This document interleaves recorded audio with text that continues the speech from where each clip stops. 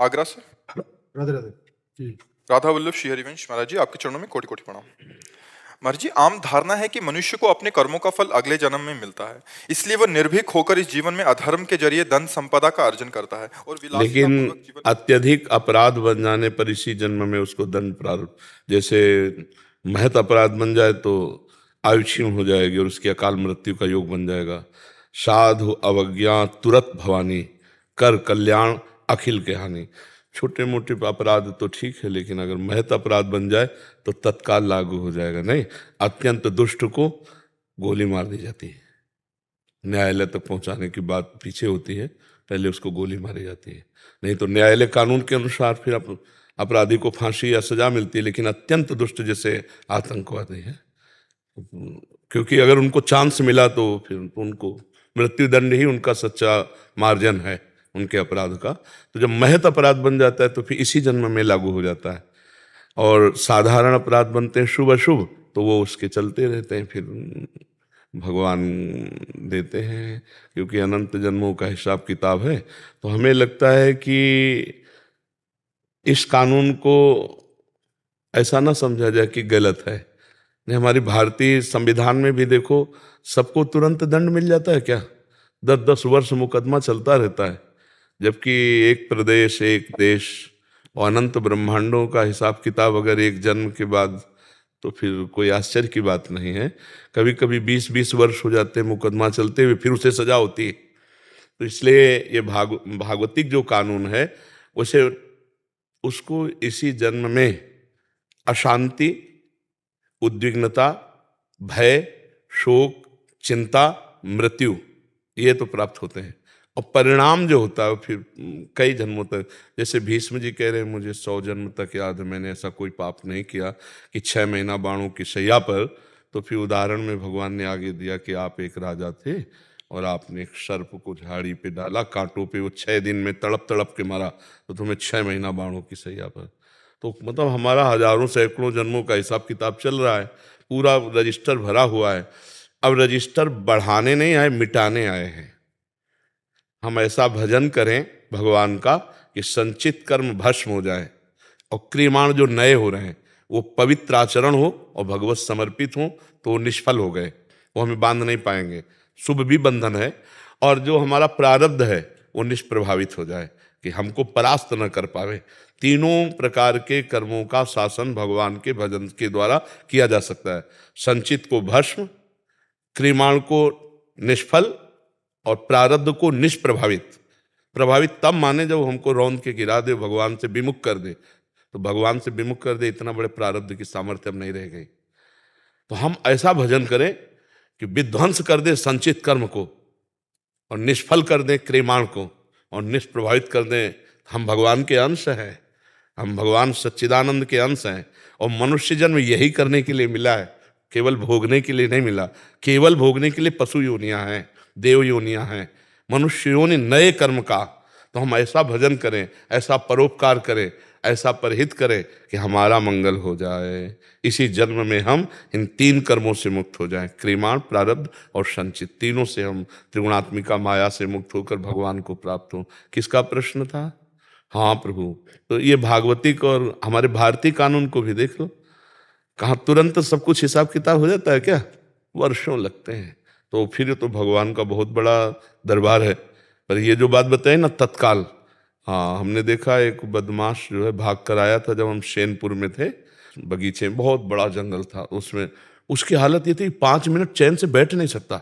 बत्तख रुका क्यों? बस मतलब भयभीत, अशांत, उद्विग्न, विषाद युक्त। तो ये कर्म का ही तो फल है ना, कि चैन नहीं है, शांति नहीं है, हर समय भय लगा, कहीं से भी कोई आ सकता है, पुलिस आ सकती है, या उसकी पार्टी में विरोध हो गया था, हमारी पार्टी का ही कोई हमें मार दे, बड़ा भय, बड़ा भय। तो मनुष्य जन्म मिला है निर्भय होने के लिए, निश्चिंत होने के लिए, निःशोक होने के लिए। ये होगा भगवान की शरण में। भगवान की शरण में जो शभीत आया आवा शरणाई, रखियों ताई प्राण की नहीं। भगवान कह रहे जैसे प्राणों की रक्षा हम अपने लोग करते हैं, ऐसे भगवान हमको अपने प्राणों की तरह रक्षा करते हैं यदि हम भगवान की शरण में हो जाए। तो निर्भय होकर कोई पाप तो नहीं कर सकता ज्यादा दिन, भयभीत, शोक मगन, चिंता और ये सब। और जो पाप बढ़ गया तो किसी के मारने की जरूरत नहीं, वो अपनी भी मौत मर जाता है, बहुत दुर्गति होती है। अवश्य में वो भोक्तव्यम कृतम कर्म शुभा अशुभम, शुभ अशुभ। ऐसा नहीं है कि कोई गलत करने वाला सजा बना रहे कि क्या श्रृंगार है, घर और परिवार सब सुसज्जित, ऐसा नहीं। मिटिया मेट होते हुए देखा है, और आप लोग भी देखते हो। थोड़े दिन चलता है, थोड़े दिन पुण्य जब तक रहेंगे ना तब तक चलेगा, इसके बाद मिटिया मेट हो जाएगा। मंदोदरी रावण की छाती कूट के ऐसी कहती कि प्रीतम जब तुम चलते थे तो धरती कांपती थी, और राम विमुख असहाल तुम्हारा, रहा न कोकुल रोवनिहारा। प्रत्यक्ष दिखा देते हैं भगवान, पाप कर्म करने वाला अंततो गत्वा विनाश को ही प्राप्त होता है।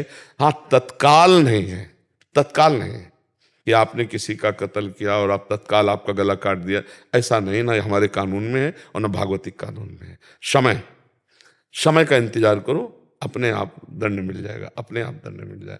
तुम्हारा कर्म ही तुमको दंड देगा, तुम्हारा कर्म ही तुम्हें दंड दे देगा, कोई दूसरा दंड नहीं देता, कर्म ही देता है दंड। किसी की खोपड़ी में, तुम्हारी खोपड़ी में बैठ जाएगा, तुम्हारी खोपड़ी में बैठ के तुम्हारे हाथ से तुमको जहर खवा देगा, तुम्हारे हाथ से तुमको पंखे में लटका देगा, तुम्हारे हाथ से गोली शूट करवा देगा। कर्म बलवान है, इसलिए ऐसा ना मानना चाहिए कि बाद में देखा जाएगा, देखने लायक नहीं रहोगे, ऐसा दंड आता है देखने लायक नहीं रहोगे। सच्ची कहते हैं, पाप से डरो, वो जब फलीभूत होता है ना तो अच्छे अच्छों के, हाँ, भगवत प्राप्त संतों के शरीर में भी प्रारब्ध अपना प्रभाव दिखाना चाहता है। रामकृष्ण परमहंस जी के गले में कैंसर, बड़े बड़े महापुरुषों के कर्म अवश्य भोगना पड़ता है। इसीलिए कोई ऐसा ना समझो कि हमने जो कर्म किया उसका फल नहीं मिलेगा। अगर कहीं डिलीट कर सकते हो तो एकमात्र भगवान का भजन है, दूसरा कोई उपाय नहीं। भजन से ऐसा होता, अगर ऐसा ना होता तो कोई जीवन मुक्त होता ही नहीं, कोई भगवान को प्राप्ति नहीं कर पाता, सब कर्म भोग में फंसे रहते। भगवान के नाम में इतनी सामर्थ्य है, मिटा देंगे आपके संचित कर्म को, मिटा देंगे, पक्का मिटा देंगे। बहुत बड़ा गोदाम जमा है संचित कर्म का। इसलिए नाम, भगवान का नाम जितना जप लो, इस बात को मत देखो कि वो पापी बहुत सुखी है, वो बहुत गाड़ियां और बहुत रुपया पैसा सब मिट्टी में मिल जाएगा। अब आप अविनाशी हैं नहीं कि आप देख सको, शरीर विनाशी है, दृष्टि प्राकृतिक है, नहीं, बिल्कुल मिट्टिया मेट दिखाई देता है। एक दो नहीं, कई उदाहरण हमने देखे, कई उदाहरण देखे। इसी जन्म में जहां ताज बांध करके चलते थे, दुखिया को न सताइए दुखिया देगा रोए, और जब दुखिया के मुखिया सुने तब तेरी गति का, मिट्टी में मिल गए। इसलिए बहुत कर्म किसी को बख्शता नहीं है। इसलिए मत सोचो कि हमारा पाप कर्म कोई जान नहीं पाया, जान नहीं पाया, लेकिन उस सरकारी बैंक में जमा ब्याज सहित मिलेगा तुम्हें। अगर मिटा सकते हो तो भजन के द्वारा मिटा दो, नहीं तो भोगना पड़ेगा। अभी मिटा दो, निकल पड़ा तो भजन करते हुए भी भोगना पड़ेगा। ये भी बात है। पूर्व का जैसे बाण छूट गया, वो तो लगेगा कि जो तूड़ीर में उसे भस्म कर सकते हो, तो जो संचित कर्म है वो तो भस्म हो जाएंगे, लेकिन जो प्रारब्ध बन के आ गया, अगर भजन में चित्त लगाए तो प्रभाव कम रहेगा, पर शरीर में रहेगा उसका प्रभाव। आप समझ पाए प्रभु?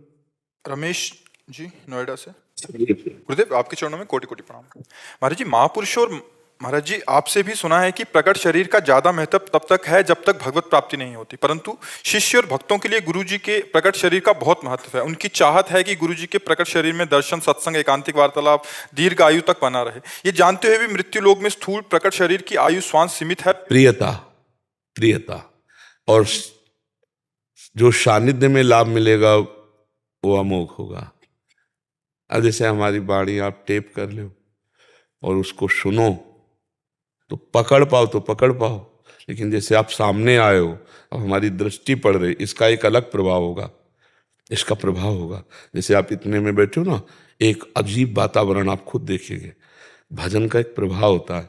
जैसे व्यभिचारी पापी आदमी जहाँ बैठता है उस जगह अपवित्र हो जाती है, उससे संभाषण करने मात्र से अपवित्रता आ जाती है। ऐसे भगवत प्रेमी, भगवत भजनानंदी, उनके दर्शन से, उनके संभाषण से, उनके सानिध्य से हमको पावर मिलता है। केवल प्रवचन ही नहीं, हमको पावर मिलता है जिससे हम अध्यात्म को धारण करने की क्षमता रखते हैं। तो ये तो भगवान की कृपा से ही लाभ, जितने दिन बदा है उतने ही दिन मिलेगा, नहीं तो फिर नहीं मिलेगा। जैसे मानो उड़िया बाबा थे, तो उनके सामने जो रंग था अब वो रंग थोड़ी है।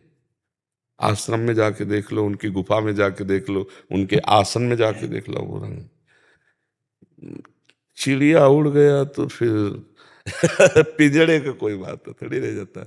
तो ये तो यही लाभ लेना है प्रगट में जितने दिन है, हमको इतना पक्का हो जाना है कि हमें माया फिसला ना पावे। नहीं, कुछ ऐसा हो सकता है हमसे कि ये लाभ जो है लंबे समय तक मिलता रहे। ये तो सुनो भरत भावी प्रबल, बिलख कहो मुनिनाथ, हान लाभ जीवन मरण जस अपजस विध्यान। जैसे मानो किसी की भावनाओं की हम किडनी अपनी दे दें, आप स्वस्थ हो जाएं और आप बोले। तो एक भाई यहाँ जहाँ बैठे हैं वहीं आए थे, उन्होंने कहा 2 बार ट्रांसप्लांट करा चुके, तीसरी बार फेल हो गया। जरूरी थोड़ी पास हो जाएगा। और आप देखो भगवान की कृपा से 19 वर्ष तो हो ही गए, तो वही फेल किडनी दहाड़ रहे हैं, नहीं दहाड़ रहे। और अगर वो चलाना चाहें तो हो सकता है 10-20 वर्ष और चल जाए, और ना चलाना चाहे तो आखिरी डायलिसिस हो। कुछ कहा नहीं जा सकता, उनके बस की बात है। सच्ची कहते हैं तो हाँ, बस केवल बस उन्हीं के चलाए चल रहे, और वही जितने दिन चलाएंगे चलेगी। नहीं तो ऐसा समझो नींव खत्म हो चुकी, बिल्डिंग टिकी हुई है। नींव खत्म हो चुकी है और बिल्डिंग, सब शरीर की नींव है गुर्दा, उसी से लीवर दिल सबका कनेक्शन रहता है, सब फेल है भगवान। कभी कभी अपने अपने आप ही प्रार्थना हो जाती है जी। कि ये समय काफी लंबा वैसे वैसे हमने देखा है कि जैसे हम एकदम गिरे, 2-4 दिन एकदम चपेट मारती है किडनी, फिर हम एकदम पावर में हो जाते हैं। तो ये आप लोगों की जो प्रार्थना है ना, भक्तों की जो भावना है ना कि हमें 4 दिन और अवसर मिले, तो हमें लगता है सबका आशीर्वाद और प्रेम हमें तुरंत खड़ा कर देता है। हम जब 12 बजे जगते हैं ना, तब 2 बजे रोड में आ पाते हैं, और ये सब चलता रहता है 9:30 बजे तक ऐसे। तो भला किडनी फेलियर आदमी से कैसे चल सकता है? बोलने में प्यास लगती है, पानी हमारे लिए ब्रेक लगा हुआ है। इसमें आप सबका आशीर्वाद काम कर रहा है। मतलब जीना तो उतने ही दिन है जितने दिन निश्चित है, पर जीने का तरीका जो अच्छा है इस समय, ये आप सबके आशीर्वाद से, गुरुजनों के आशीर्वाद से कि ये मंगलमय कार्य हो रहा है, भगवान करा रहे हैं। बकाया हमने कभी स्वीकार नहीं किया कि तुम्हारा पेट फाड़कर हमारा किडनी सही हो, ऐसा हम कभी स्वीकार नहीं करेंगे किसी के लिए भी, क्योंकि हम नहीं चाहेंगे। हम क्यों जिए? हम जीना चाहते हैं श्री जी की इच्छा पूर्ति के लिए। तो उनकी इच्छा इतनी बलवान कि फेल किडनी भी चलती रहेगी। मूकम करोति वाचालम पंगुम लंघयते गिरिम यत् कृपा तमहम वंदे परमानंद माधवम। तो हम जानते हैं अपने स्वामी के बल को, फिर हम दूसरे का सहारा क्यों ले? आपको चलाना तो इन्हीं किडनी से हो सकता है। आप बताओ, अगर आप अचानक हमें देखो, हम ना बताएं, तो आप क्या ये रिजल्ट दे सकते हो कि किडनी फेलियर आदमी है? आपको बाहर से ऐसा महसूस होगा कि हम किडनी फेलियर है? अब केवल हमें जानकारी भरना हो आपको, और आपको इनको कोई रोग है क्या, या कहो जाके अंदर ढूंढो किडनी फेलियर कौन है, तो हमारी तरफ नहीं देखेगा, वो आपकी तरफ भले देखे। तो श्री जी का प्रताप, इसमें भगवत प्रताप ने, डॉक्टरों ने तो कह दिया था 2.5 या 5 वर्ष बहुत चलेगी तो चलेगी, वो क्या मर जाओगे। तो अपने आप ही अंदर से प्रार्थना होती है कभी कि इसका हमारे महाराज जी स्वस्थ रहे, जी। क्योंकि एक्सरसाइज अपनी स्वस्थता के लिए कर रहे हैं, पर जी। अपने आप हाँ, नहीं, आप सबकी सद्भावना, सद्भावना में बड़ी दम होती है। सद्भावना ही बहुत आयु वर्धन करती है, और असद्भावना जो है आयु का नाश करती है।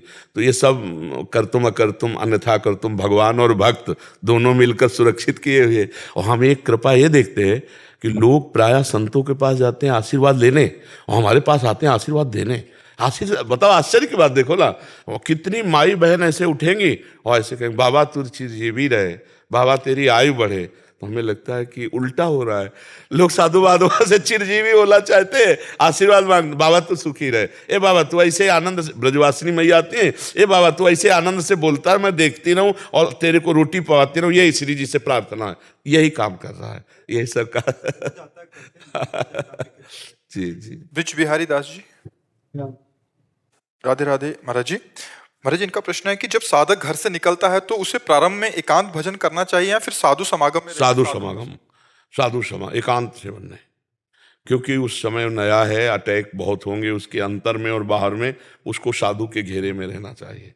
प्रथम भगति संतन कर संगा, साधु के घेरे में रहना चाहिए। संगम त्यजेत मिथुन व्रति नाम मुमुक्षु सर्वात्मना न विसजेत बहिरिंद्रियाणि एकश्चरन्धाश्चित्त मनंती से युंजीत तद वृत्ति सुसाधु सुचेत प्रसंगा। अब इसमें पूरे साधक के लिए, मुमुक्षु जो घर बार त्याग करके भगवान की प्राप्ति के लिए चला है, उसको चाहिए कि मैथुन धर्म से युक्त प्राणियों का संग ना करे।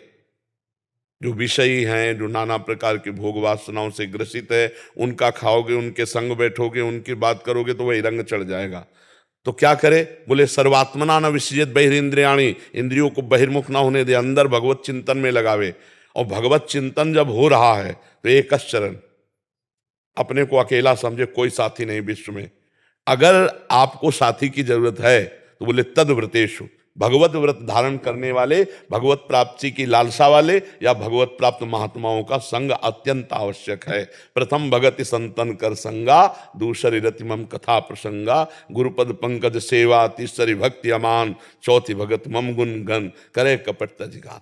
और फिर पांचवी भक्ति का मंत्र जाप मम दृढ़ विश्वासा, पंचम भगत सुवेद प्रकाशा, छठदम शील वीरत बहुकर्मा, निरत निरंतर सज्जन धर्मा, सातों सम हिमय जग देखा, मोते अधिक संत कर लेखा, आठों जता लाभ संतोषा, सपने नहीं देखे पर दोषा, नवम सरल सब संचल हीना।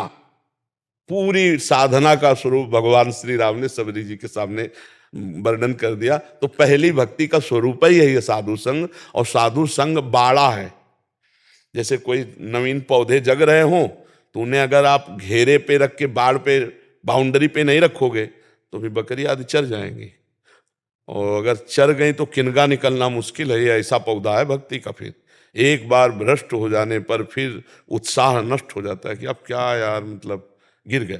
तो अगर हम वो बाउंड्री संतों की बाउंड्री है, जहाँ 10 साधु रह रहे हो, वहाँ रह रहे हो, तो आप गलत नहीं कर सकते, गलत नहीं सोच सकते। भगवत चर्चा, साधु दर्शन, तो हमें लगता है साधु दर्शन में, साधु संग में रहे। और जब मन एकांत में भगवदाकार होने लगे तो सबसे ज्यादा एकांत है अपना हृदय देश। शांत अंतर्मुख होकर बैठ गए। बाजार भी एकांत है जिसका हृदय पवित्र है, और एकांत में भी प्रपंच है जिसका हृदय अपवित्र है। देखो एकांत में बैठकर क्या सोचते हो, क्या चिंतन होता है। और आजकल मोबाइल है, बहुत है एकांत में नष्ट कर देने वाला है। इसलिए हमें लगता है साधु संग बहुत अति अनिवार्य है, साधु समाज में रहा जाए तो ठीक है। अब वो समय नहीं रह गया जैसे हम लोगों ने जीवन काटा ना।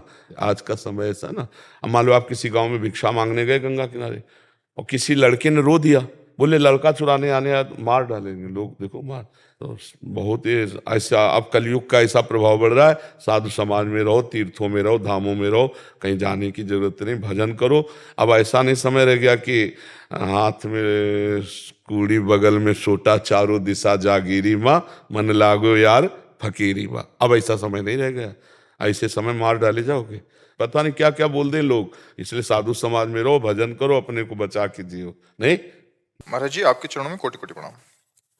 महाराज जी, जीवन की सम और विषम परिस्थितियों में हमेशा ही प्रतिकूलता ही मिली है, जिससे मन बड़ा अशांत रहता है। नहीं, ऐसा नहीं कह सकते कृपया इस प्रतिकूलता के साथ नाम जप में आप। ऐसा नहीं कह सकते कि हमें केवल प्रतिकूलताएं मिली। ऐसा कहने से सिद्धांत ही गलत हो जाता है, क्योंकि शुभ और अशुभ दोनों कर्मों से मिश्रित ये देह बनी है। केवल प्रतिकूलता नरक में मिलती है, केवल अनुकूलता स्वर्ग में मिलती है, अनुकूलता और प्रतिकूलता मृत्यु लोक में मिलती है, क्योंकि शुभ और अशुभ कर्मों से मिश्रित ये देह बना है। तो ऐसा आप नहीं कह सकते कि केवल प्रतिकूलता मिली। आप विचार करके देखिए, आपको अनुकूलता मिलती है ना, है ना। आप प्रतिकूलता को विशेष आदर दिए, इसलिए दिमाग में छा गई है। और प्रतिकूलता और अनुकूलता ये दोनों बच्चा असत है, असत, इनका कोई महत्व तो नहीं है। चाहे जितनी प्रतिकूलता उन्नति हो जाए लौकिक, और चाहे जितनी प्रतिकूलता हो जाए, इनका कोई ना सतो विद्यते भावो ना भाव विद्यते सता। इस असत की सत्ता ही नहीं। इसलिए मात्रा स्पर्शास्तु कौन्ते शीतोष्ण सुख दुखदा आगमा पाइनो अनित्यास तास्तितिक्षस्व भारत। ये शीतोष्ण अर्थात सुख और दुख देने वाली अनुकूलता प्रतिकूलता को सह जाए सोई महात्मा, और टूट गया तो संसारी। सहना सीखो, और सहना सीखने के लिए विवेक की आवश्यकता है। कोई भी अनुकूलता हमारे को अनुकूल नहीं है। मैं आत्मस्वरूप हूं, और कोई भी प्रतिकूलता हमें छू नहीं सकती, क्योंकि मैं भगवद अंश हूं। अब इतना ज्ञान ना होने पर शरीर धर्म में स्थित होकर थोड़ी अनुकूलता थोड़ी प्रतिकूलता हमको हर्षित और शोकित कर देती। इसीलिए अध्यात्म की जरूरत है। बिना अध्यात्म के बिना इन द्वंद्वों पर विजय प्राप्त नहीं की जा सकती। अब बताइए आप क्या कहना चाहते हैं। इनका कि कृपया इस प्रतिकूलता के साथ नाम जप में मन कैसे लगाएं, कृपया मार्गदर्शन। प्रतिकूलता में तो और नाम जप होता है। पता नहीं आपको कैसे कहते हैं, प्रतिकूलता में नाम जपने। मन अशांत हो जाता है तो फिर तो शांति जहां मिलती है उधर भागा जाता है ना। फिर मान लो हम घर के बाहर खेल रहे हैं, हमें कोई पीटने लगे तो हम घर के अंदर भागेंगे ना, माँ के पास जाएंगे ना, या पिता के पास जाएंगे ना। तो प्रतिकूलता मुझे जला रही है, मैं भगवान के पास जाऊंगा जिनके चरणारविंद परम शीतल परम आनंद प्रदान करने वाले हैं। तो अशांत मन को शांत करने के लिए भगवान के नाम का आश्रय लेते हैं, भगवान के चरणों का आश्रय लेते हैं। भयभीत होकर के जब हम भगवान के शरण में जाते हैं तो निर्भय पद प्राप्त हो जाता है। जो सभी तावा शरणाई रखी होता है प्राण की नाई। तो हमें तो लगता ही नहीं कि प्रतिकूलता में भजन छूट जाता है। सही बात तो हमने जीवन में अनुभव किया है कि प्रतिकूलता में बड़ा गाढ़ भजन होता है। अनुकूलता में तो भूलने के चांस रहते हैं, लेकिन प्रतिकूलता में भगवान को भूलने ऐसे चांस ही नहीं रहते।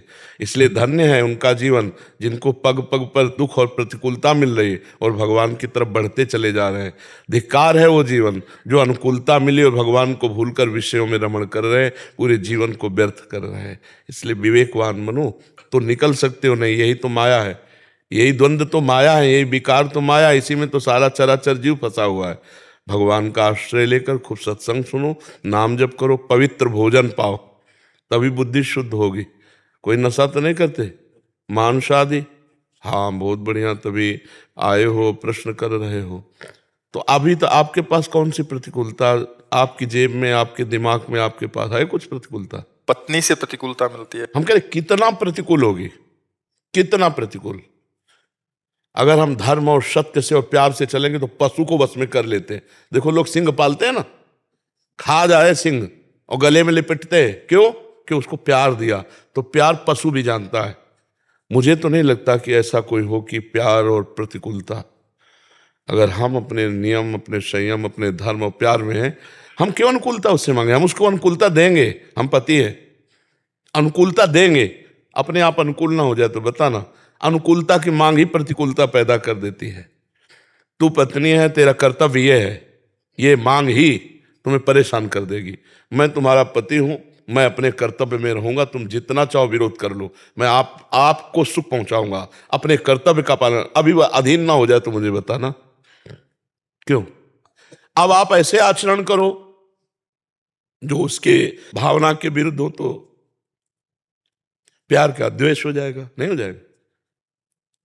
क्यों? प्रतिकूलता का क्या विषय है आपकी पत्नी के साथ? जैसे कि किसी भी बात पे छोटी छोटी बात पे राजी ना होना, या किसी उसका नाराजी होना कि आपका नाराजी होना। देखो बड़े आप हो, आपने ऐसे पाणी ग्रहण संस्कार जो होता है ना, तो पत्नी का ऊपर होता है, पति का नीचे होता है। अर्थात मैं तुम्हारा भार स्वीकार करता हूं। तो तुम्हारे घर आई, तुम उसके घर नहीं गए हो, समझ रहे हो ना?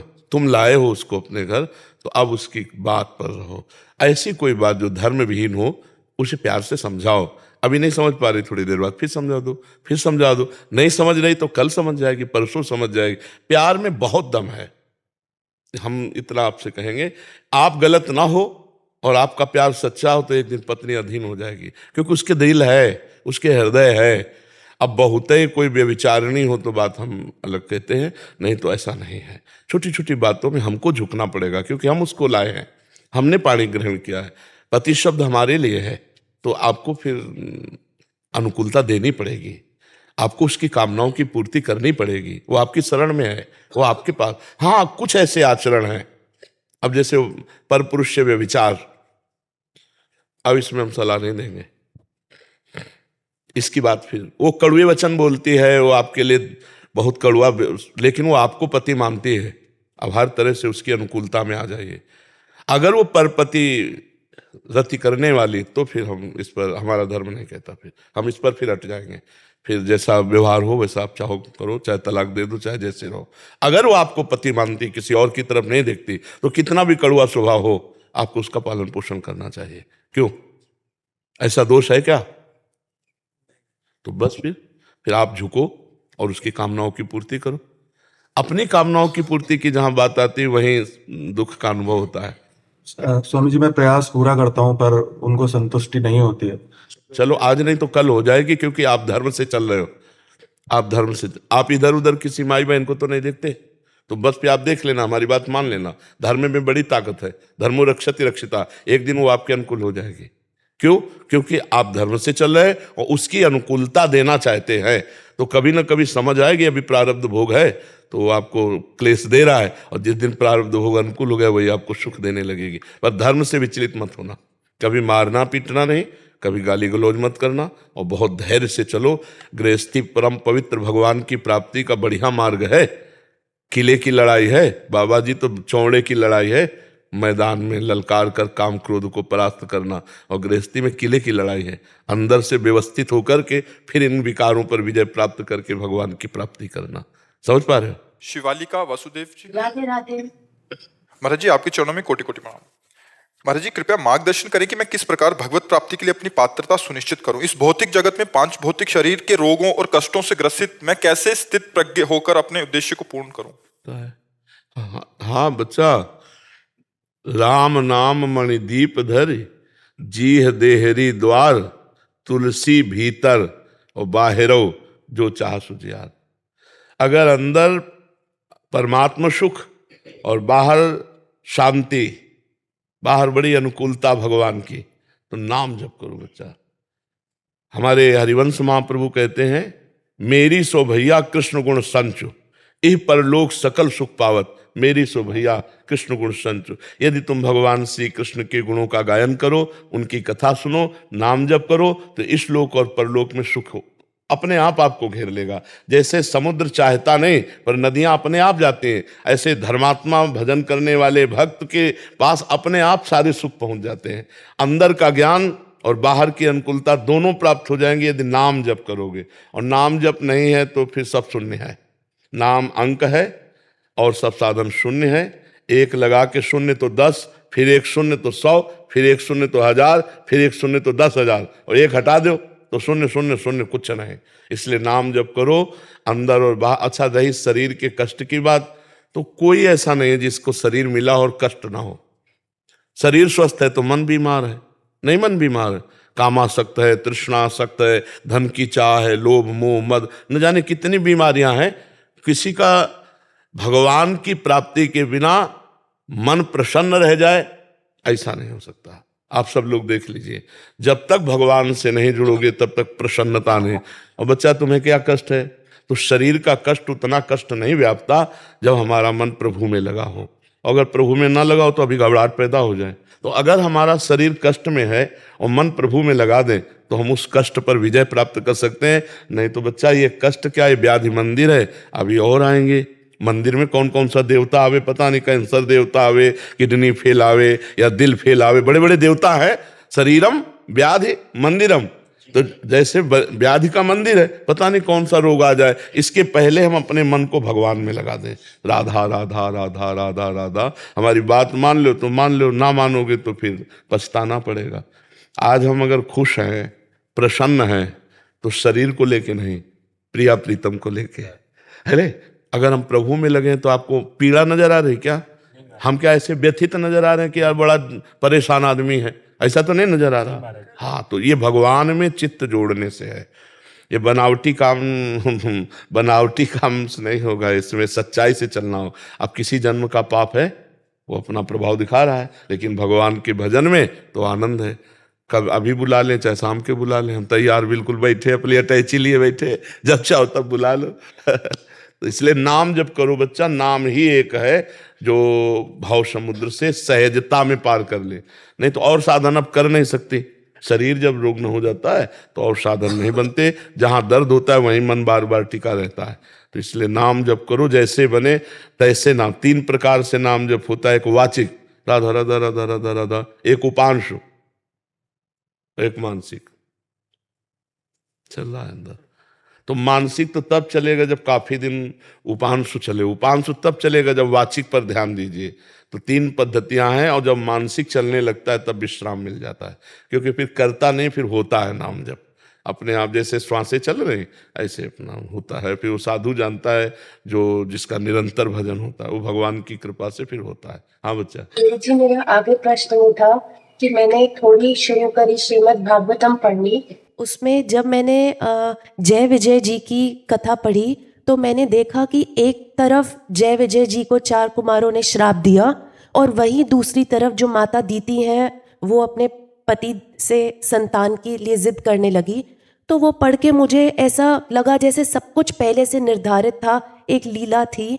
तो उसी से मेरा प्रश्न ये मुझे अंदर से कई बार आता है कि जो मेरे इतने बचपन से ही, जैसे मैंने प्रश्न में लिखा, इतना अच्छा पूजा पाठी परिवार, पर शादी से पूर्व भी, शादी के बाद भी, तो ये मतलब पहले से ही जब तक भगवान की लीला है, क्योंकि हम तो उनके स्वप्न में हैं, सभी वही हैं, वो सोच रहे हैं, तो ऐसे में मेरा क्या रोल है? वो तो उनका मन होगा तो उठा के। नहीं, प्रारब्ध दो ही कार्य करता है, शुभ और अशुभ।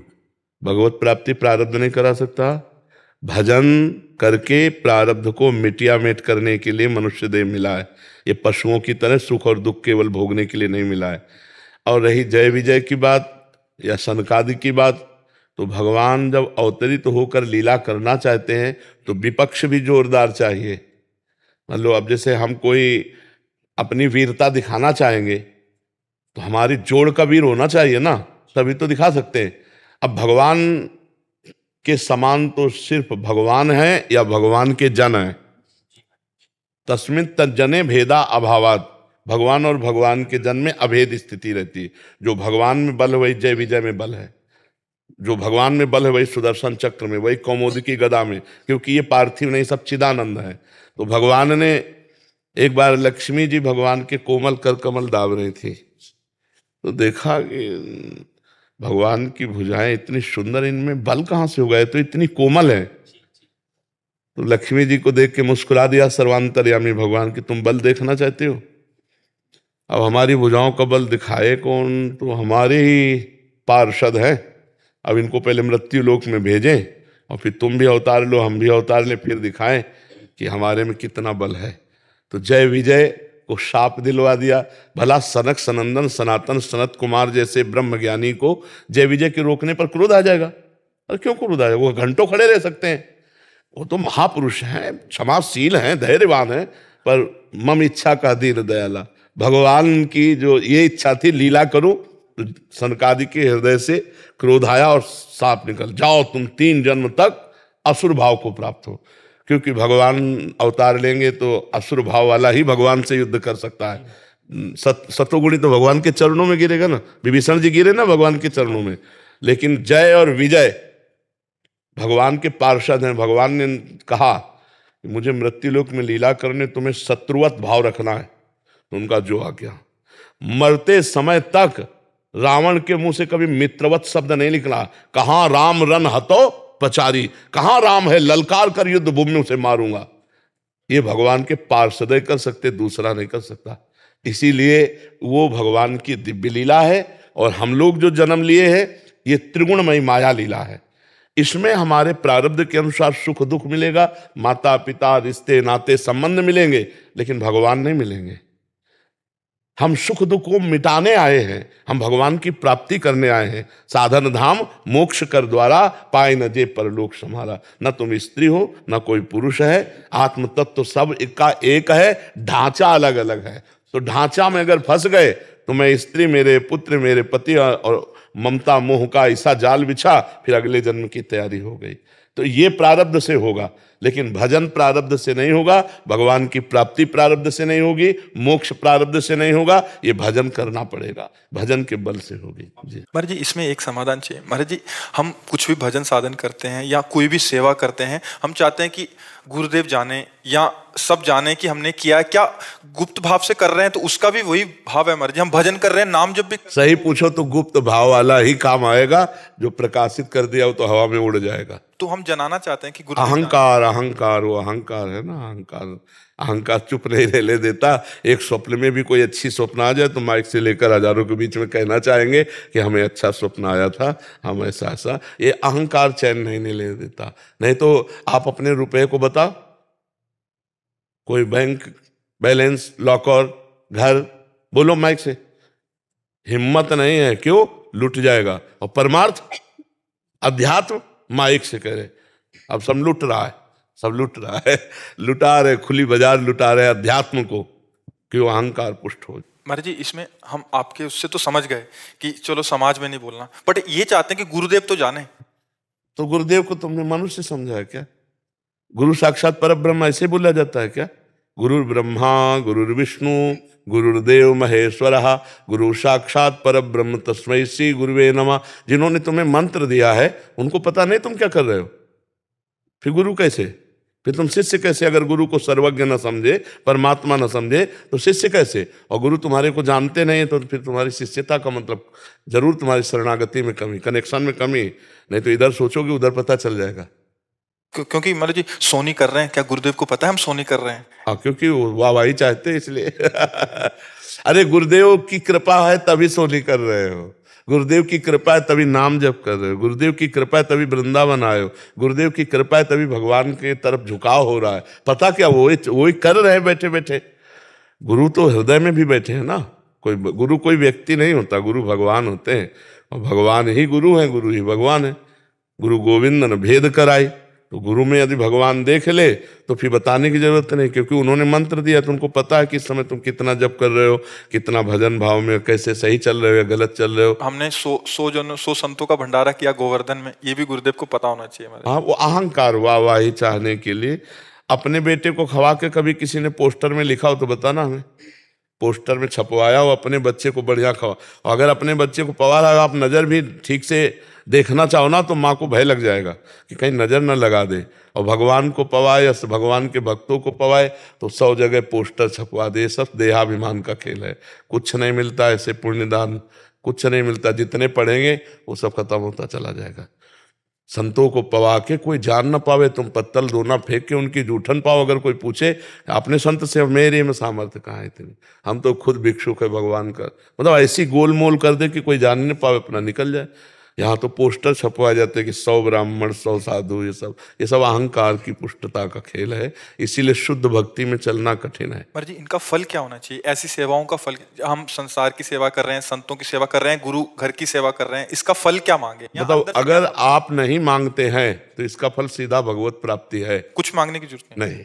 और अगर आप मांगते हैं तो आप कितना मांग सकते हैं? एक गरीब आदमी सम्राट के पास पहुंचा, बादशाह के पास।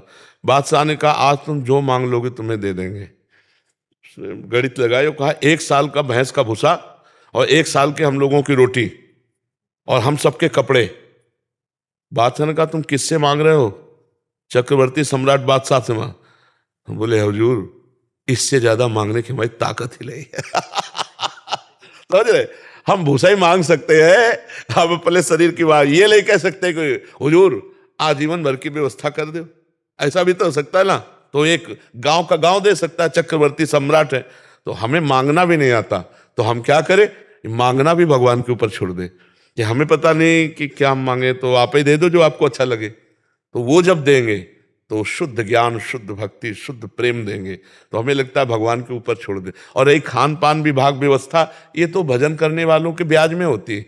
मूल तो बैंक में जमा होता है, मूल में बट्टा नहीं लगता, ब्याज में ये सब होता है। यश वैभव कीर्ति नमस्कार प्रणाम ये सब ब्याज में हो रहा है। अरे भजन कोई छोटी मोटी चीज है, पर लोग ये भजन भी छुपाना नहीं जानते।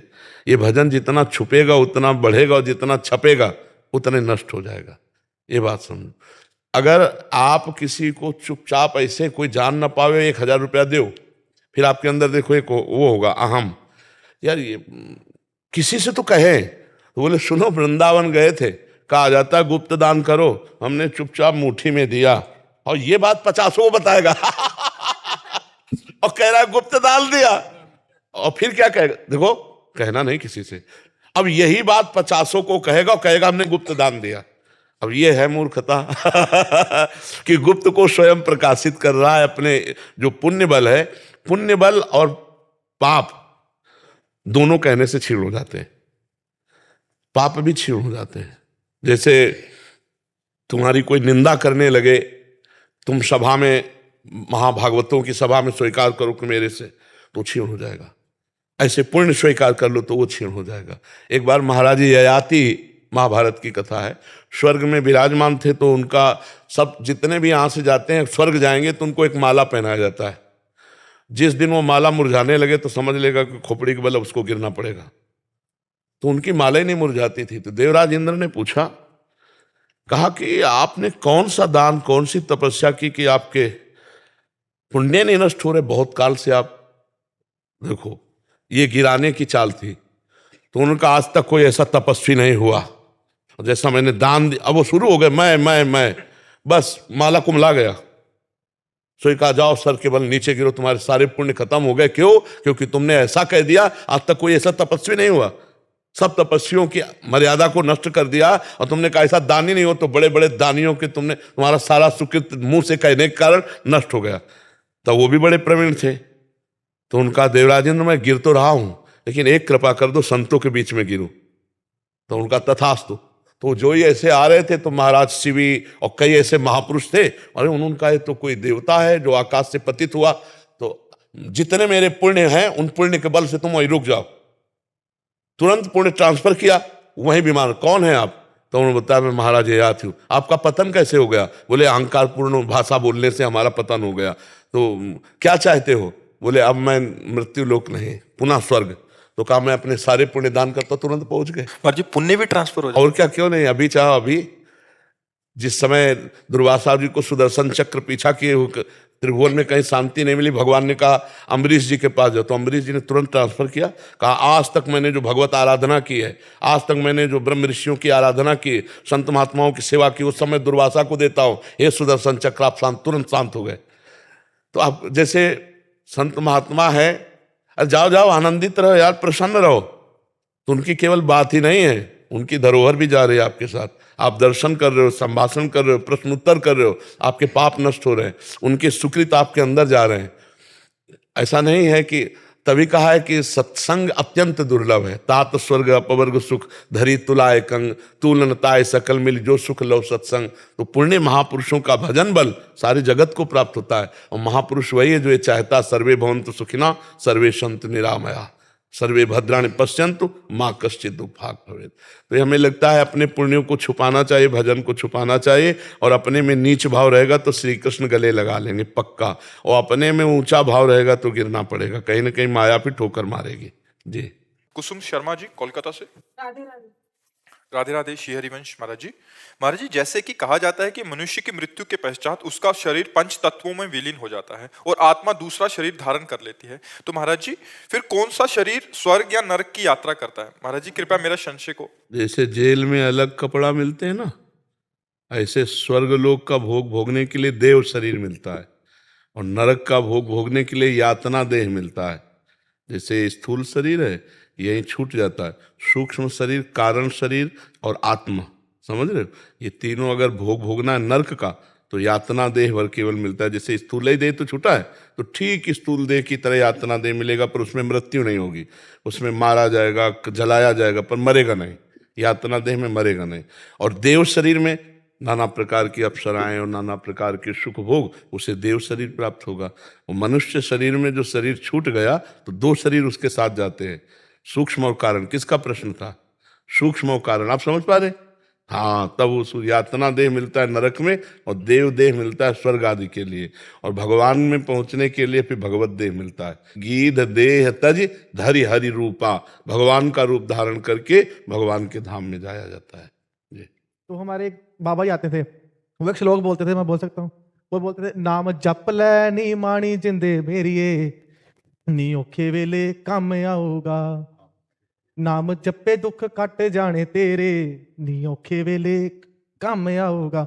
बट उस टाइम हम नहीं समझ सके। जब से आपको सुनना शुरू किया ना, तब से वो लग रहा है कि हाँ, वो जो बोल रहे थे सत्य उस बात। पर चले होते तो आज कहाँ पहुंचे होते। हाँ बिल्कुल, लेकिन वो बीज आपका नष्ट नहीं हुआ, आगे बढ़ा दिया।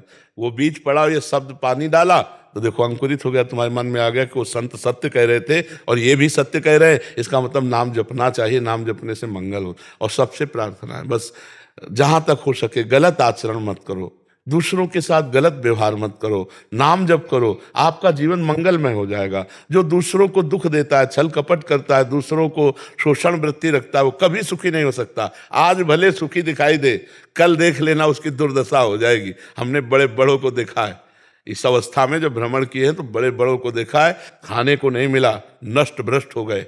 अरे औरों की छोड़ो, चलत दशानन डोलत अवनी, जब रावण चलता था तो पृथ्वी कांपती थी। जिस लोक में जाके भुजा बजा देता, खाली हो जाते लोक के लोक, लोकपाल भयभीत होते। उसी रावण की खोपड़ी को फुटबॉल की तरह जैसे बंदर मारते इधर से उधर उधर से उधर। तब मंदोदरी कह रही थी राम विमुख हस हाल तुम्हारा रहा न को कुल रोवन या। तो अधर्मी बहुत दिन तक झंडा नहीं झूमता है, फिर इसके बाद फेल हो जाता है, फ्यूज हो जाता है हाइलोजल की तरह। इसलिए गंदे आचरण का त्याग करके नाम जप करो और हो सके तो किसी को सुख पहुंचा दो, किसी भूखे को भोजन दे दो, बीमार को औषधि दे दो, नहीं है तो शरीर का सहयोग कर दो किसी को। परोपकार जैसा कोई धर्म नहीं, परहित सरिस धर्म नहीं भाई।